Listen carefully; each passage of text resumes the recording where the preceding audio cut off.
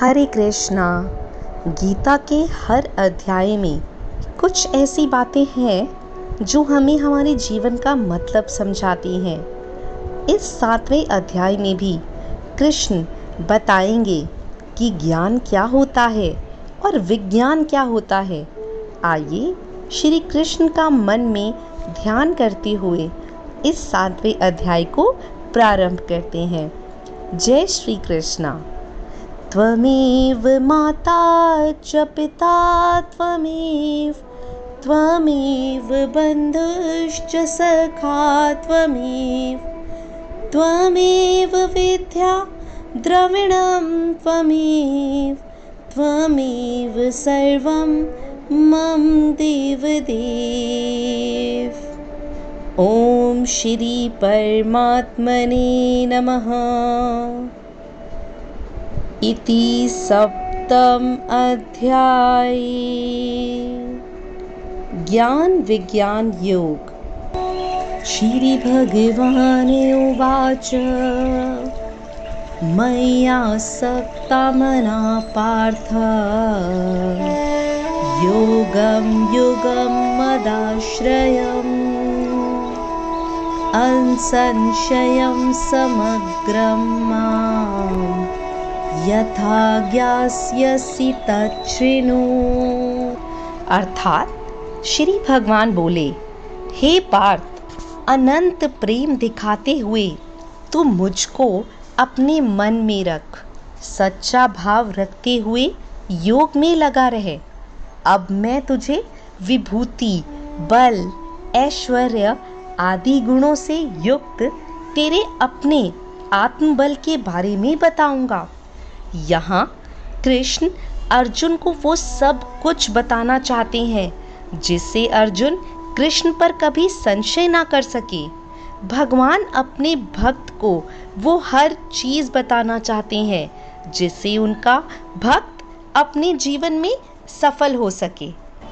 कृष्ण अर्जुन को तत्व ज्ञान देंगे।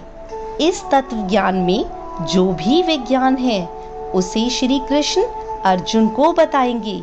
ये तत्व ज्ञान आखिर क्या है? ये वो ज्ञान है जिसको जानने के बाद संसार में और कुछ जानने के लिए शेष नहीं रह जाता। परम तत्व परमात्मा की जानकारी को ही ज्ञान कहते हैं। यही सबसे बड़ा ज्ञान है। कृष्ण सबसे पहले अपनी स्वयं की प्रकृति के बारे में बता रहे हैं। वो कहते हैं, पृथ्वी, जल, अग्नि, वायु, आकाश, मन, बुद्धि और अहंकार, ये 8 प्रकार से विभाजित मेरी ही प्रकृति है। 5 तत्व यानी कि 5 एलिमेंट्स और उनके साथ मन, बुद्धि और अहंकार, जिससे कि ये सारी दुनिया और हम बने हैं। ये स्वयं कृष्ण हैं। कृष्ण कहते हैं कि ये 8 प्रकार के भेदों वाली अपरा अर्थात मेरी जड़ प्रकृति है, मीन्स मेरी इंफीरियर मेटीरियलिस्टिक एनर्जी है। और हे महाभाव, इससे दूसरी को जिससे ये संपूर्ण जगत धारण किया जाता है उसे मेरी जीव रूपा अर्थात चेतन मीन्स सुपीरियर स्पिरिचुअल एनर्जी जान। जड़ प्रकृति मतलब वो सारी स्थूल दुनिया जिसको हम चारों तरफ देखते हैं, वो सारी मटेरियलिस्टिक दुनिया।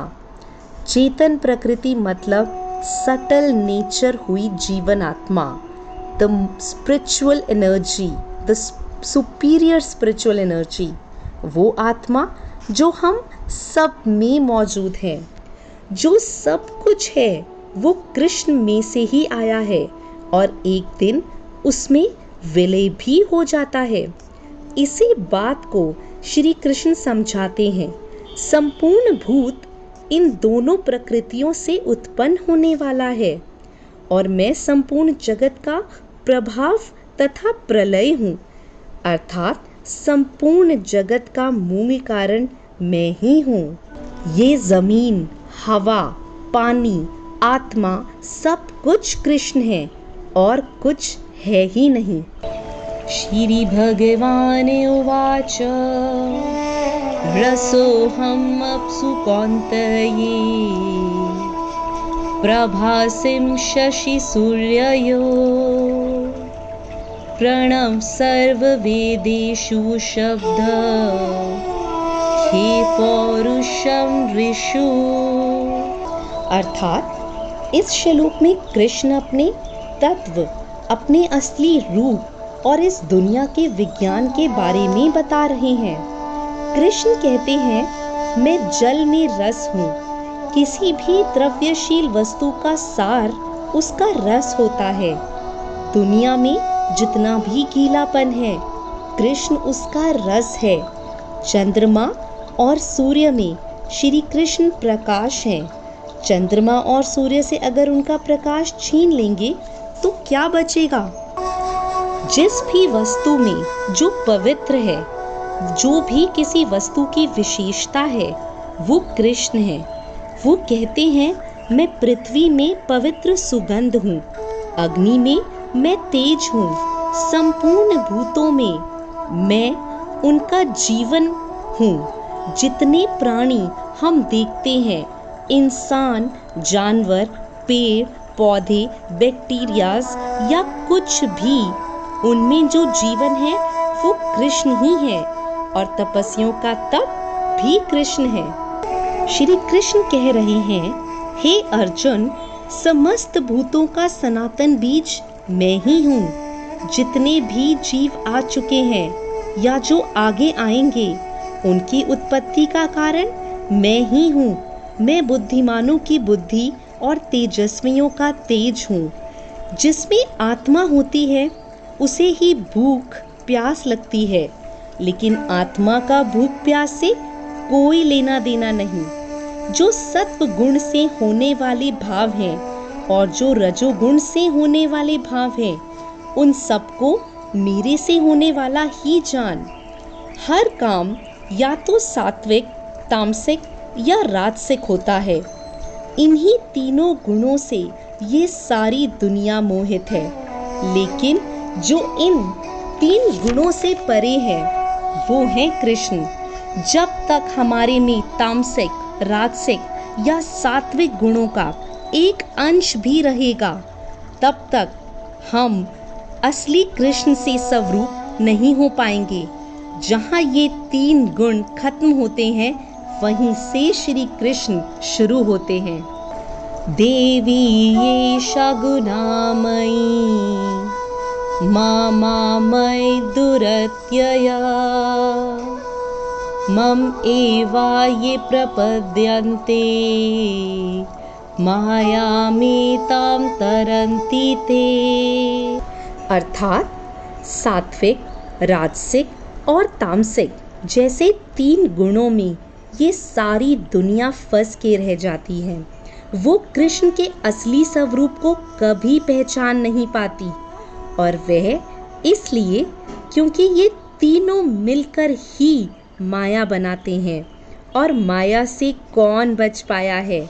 लेकिन जो पुरुष केवल श्री कृष्ण को ही निरंतर भजते हैं, वह इस माया का उल्लंघन कर जाते हैं।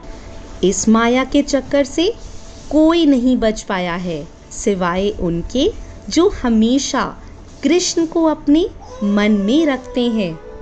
श्री कृष्ण बता रहे हैं, ऐसे कौन से लोग हैं जो श्री कृष्ण को नहीं भजते। कृष्ण बता रहे हैं कि माया द्वारा जिनका ज्ञान हरा जा चुका है, जैसे असुर स्वभाव को धारण किए हुए मनुष्य में नीच, दूषित कर्म करने वाले मूढ़ लोग मुझको नहीं भजते।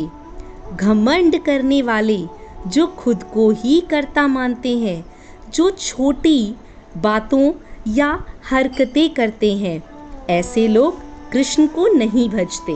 श्री कृष्ण उनका भी वर्णन कर रहे हैं जो उनको भजते हैं। 4 तरह के लोग होते हैं जो कृष्ण को अपने मन में रखते हैं। सबसे पहले उत्तम कर्म करने वाले, यानी कि सांसारिक पदार्थों के लिए भजने वाले, जिसे दुनिया की मेटीरियलिस्टिक डिजायर्स चाहिए, धन से जुड़ी चीज़ें जिन्हें मोहित करती हैं। दूसरा होता है जो अपने दुखों से बचना चाहता है। तीसरा होता है जिज्ञासु, कृष्ण को यथा रूप में जानने की जो इच्छा रखता है। और चौथा होता है ज्ञानी, जो कृष्ण को भजता है। अगर आप कृष्ण को भजते हैं तो देखिए इनमें से कौन से कैटेगरी में आप आते हैं। भजने वाले तो बहुत हैं, लेकिन उनमें से श्री कृष्ण को पसंद कौन है? श्री कृष्ण कहते हैं, हे अर्जुन, मुझ में एक ही भाव से स्थित अनन्य प्रेम भक्ति वाला ज्ञानी भक्त मुझे अत्यंत उत्तम है, क्योंकि मुझे तत्व से जानने वाला ज्ञानी को मैं अत्यंत प्रिय हूँ और वो ज्ञानी मुझे अत्यंत प्रिय है। सिर्फ स्वार्थ के लिए, दुख से बचने के लिए, धन के लिए यदि आप कृष्ण को भजेंगे तो कृष्ण को आप कभी भी प्रिय नहीं लगेंगे। इसी के साथ आज मैं भगवद गीता के अध्याय 7 को विश्राम देती हूँ और कुछ पंक्तियाँ अपनी कृष्णा को डेडिकेट करते हुए मैं अपनी वाणी को विश्राम देती हूँ। सांवरिया, फूल बनकर तेरे चरणों में रहने की तमन्ना है, काजल बनकर तेरे नैनों में समाने की तमन्ना है। फूल बनकर तेरे चरणों में रहने की तमन्ना है, काजल बनकर तेरे नैनों में समाने की तमन्ना है।